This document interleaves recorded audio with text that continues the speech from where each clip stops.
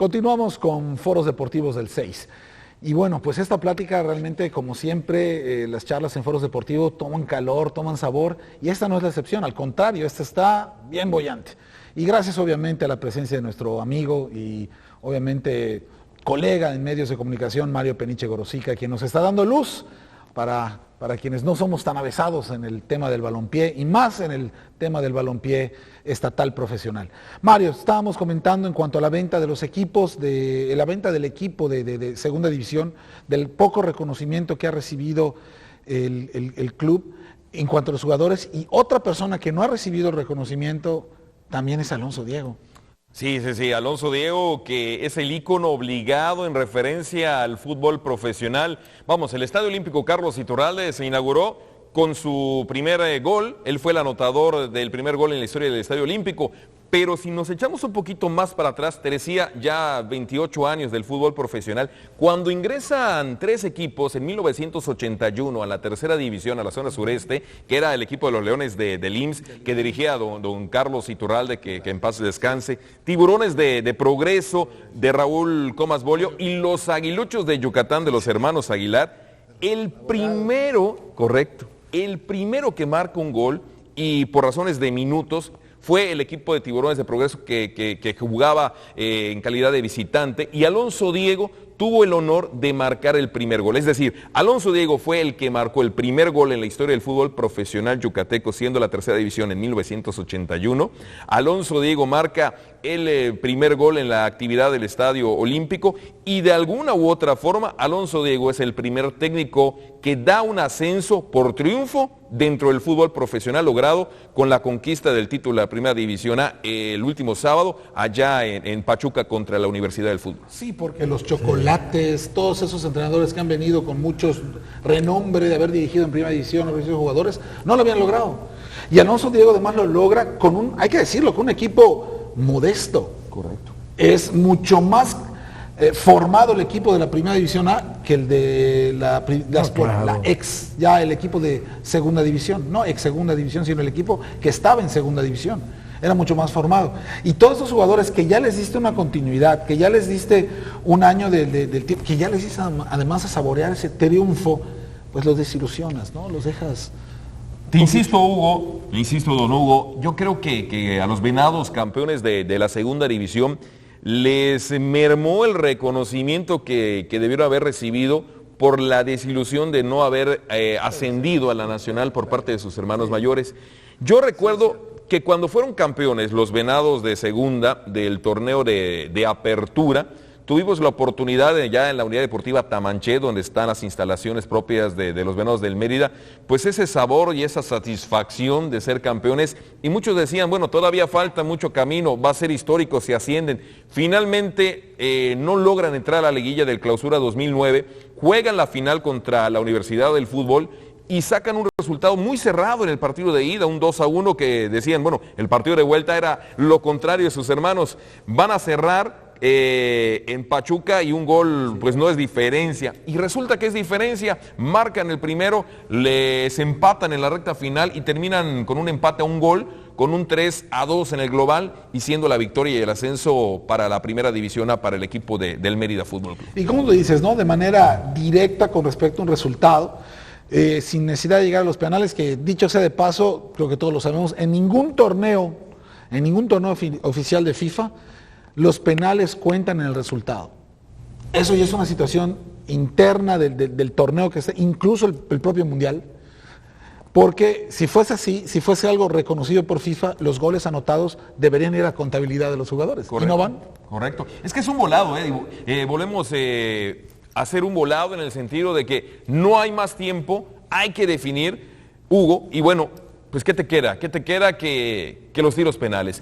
Yo creo que de repente implementar algo como el famoso gol de oro, con el tiempo necesario que tenga que darse hasta que caiga un gol, sería más justo que los tiros penales. Yo me iría, y lo he platicado muchas veces con mi papá y esas cosas, yo soy más de la idea, para mí, bueno, de entrada, ¿por qué a mí no me gusta tanto el torneo de fútbol mexicano? Porque el torneo de fútbol mexicano son realmente 2 torneos en uno. En uno juegas a ganar para hacer puntos y en el otro juegas a hacer goles.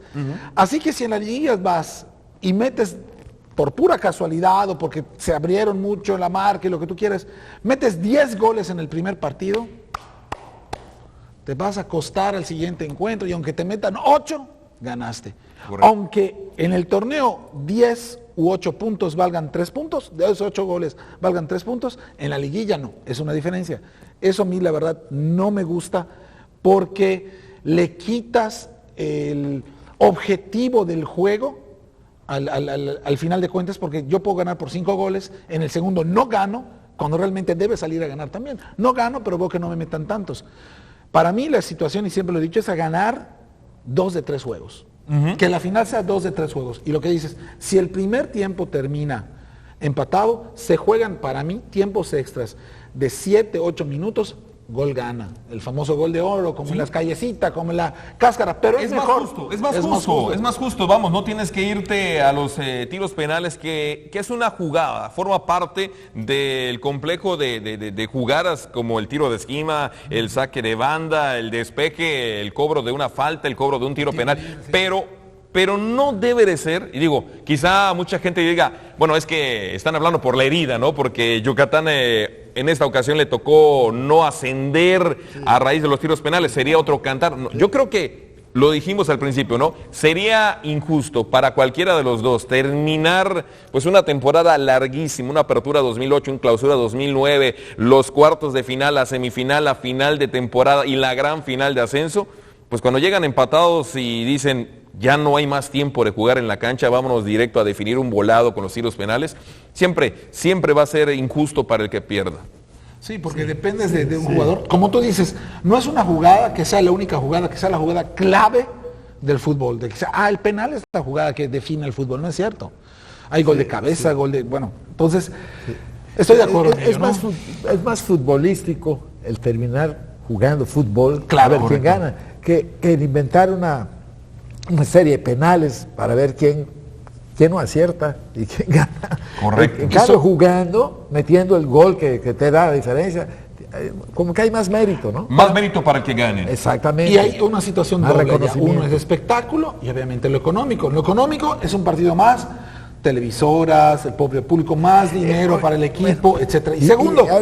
ahorita, sí. Ok, pero menos más termina. Y el segundo, que haces que los equipos en los 3 juegos, si te toca ganar los primeros 2, pues ya ganaste, pero haces que los equipos en los 3 juegos salgan a ganar, porque hay que ganarlos, no hay que empatarlos, sales a ganarlos. No es por goleo, es por el triunfo. Sí, en el básquetbol, por ejemplo, tú puedes ganar un juego 145-0, es una victoria, hay que ganar todavía otras 3 más para ser campeón. En el béisbol igual, hay que recordar que este sistema de liguillas no es un sistema que haya nacido con el fútbol profesional en México y que de hecho el sistema de liguillas se le copia a los playoffs del béisbol. Así está definido, así lo definió la propia Federación Mexicana de Fútbol. No se me olvida un programa en esos del Sonia Alarcón, que en paz descanse, de Televisa y todo esto, cuando empezaron los programas de acción, cuando hablaron de eso, así lo mencionaron, que así fue como nace la liguilla en México. Perfecto. Y otra cosa, digo, han probado, quizás hacer una propuesta que el día de mañana alguien que tenga la visión, como tú dices, económicamente un tercer partido va a ser más negocio que 2 encuentros, nada más quedaría la disyuntiva de en casa de quién sería el tercer partido. Ya vimos en el 89 que fue en cancha neutral y a puertas cerradas, nada más por definir. Te iba a decir, en el 89 justamente el sistema no era con la liguilla actual de cuartos de final, de semifinal y gran final, no, era todos contra todos, los mejores de cada grupo y todos contra todos. Y los campeones de los grupos se enfrentaban en la gran final por el ascenso. Sí, eso es precisamente lo que quería comentarte. Que muchas personas, expertos del fútbol, según he visto muchos programas, ¿verdad?, dicen que a veces la mediocridad del futbolista mexicano, mucho de eso se debe a que no tienen la competencia como tienen en Europa, el tipo de campeonatos que se juegan allá, y aquí empiezan con las liguillas y ese tipo de cosas que son diferentes. Correcto. Entonces, ya no,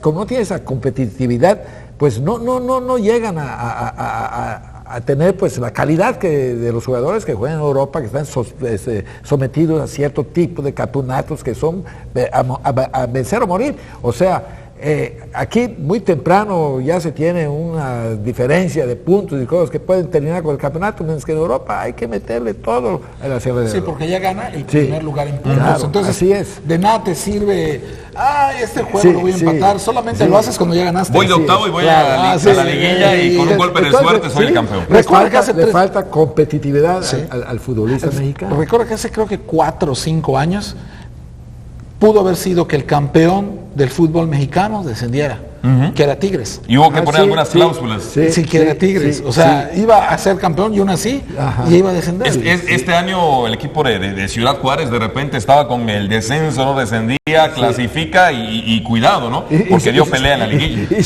se va para arriba. Y se va para arriba, así es. Mario, pero ya estamos hablando con fútbol de Europa, ya estamos hablando con otras cosas. Sí, pero mezclado con Es el balompié. Lo que pasa es que sí preocupa, ¿no? Vamos a hablar ahorita un poquito en lo que nos queda tiempo antes de ir al siguiente corte, porque se mencionó también en los otros no ascensos de los equipos locales, las leyendas urbanas que empiezan a surgir a través de esta derrota, ¿no? Ya empezaron las primeras se vende Olcina, que realmente lo que le pasó a Cariño no estaba lesionado. Por otro lado dicen, por ejemplo, la otra leyenda urbana, aunque ya hay referentes de esto, que Olcina sabía que por su edad no iba a ser recontratado si subían a primera, y recontratarse en otro equipo dentro de la primera A por su edad le iba a ser más difícil. Ese tipo de situaciones. Tú que estuviste, que viviste cada uno de los encuentros que le tocó a la televisora de ustedes transmitir algunos, ¿cómo ves esta situación? ¿Esas leyendas las podemos tomar como ciertas? ¿Tú crees que hay algo de cierto? O no, definitivamente no, sí fue blanco, porque recordemos que cuando ocurre en la época de Efraín Lugo, se mencionaba mucho que Porfirio Jiménez, que jugó, tenía ya creo que en esa época 36 años, 34 Correcto. Años, algo así. La liguilla baja su rendimiento y es precisamente por eso, porque sabía que si subían él no lo iban a contratar, por muy bueno que fuese como jugador, necesitaba un jugador más joven, y que él baja un poco su rendimiento para evitar el ascenso, ¿no? Y es que era el repartidor del grupo, ¿no? El que daba el 10, ¿no? El que le dicen el 9, pero entonces no es el 10, el que reparte es el 10. ¿Sí? No estoy tan bien en el fútbol. Bueno, el caso es que eso ocurre. ¿Hay o no hay leyendas urbanas? Eso me lo vas a contestar cuando regresemos del corte. Me parece muy bien.